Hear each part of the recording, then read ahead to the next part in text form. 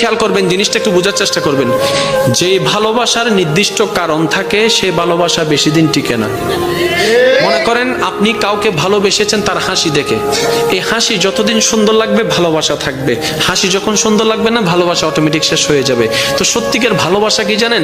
যে ভালোবাসার কোনো নির্দিষ্ট কারণ থাকে না, যে ভালোবাসা অন্তর থেকে হয়ে যায়, অনুভব থেকে হয়ে যায়, নির্দিষ্ট কারণ খুঁজে পাবেন না, না আপনার হাসি দেখে হয়েছে, না আপনার চোখ দেখে হয়েছে, না আপনার ব্যবহার দেখে হয়েছে, কোনো কারণ ছাড়া আপনি অটোমেটিক আপনার অন্তরে ফিল চলে আসলো, আপনি ভালোবাসা শুরু করলেন, যেটা আপনি দেখেন নাই, না দেখে ভালোবাসা শুরু করেছেন। দেখবেন এই ভালোবাসা কখনো শেষ হবে না। মনে রাখবেন এটা রহমানের দরবার থেকে স্বামীর অন্তরে স্ত্রী, স্ত্রীর জন্য স্বামীর জন্য আসা ভালোবাসা। কেমন ভালোবাসা? এই ভালোবাসা কখনো ডিভোর্স আনবে না, কারণ সে সারা জীবন কেটে যাবে কেন ভালোবাসি কেন ভালোবাসি এই কারণ খুঁজতে খুঁজতে জীবনেই চলে যাবে, জীবনেই শেষ হয়ে যাবে, ডিভোর্স হওয়ার কোনো সম্ভাবনা আর থাকবে না। বলেন না সুবহান।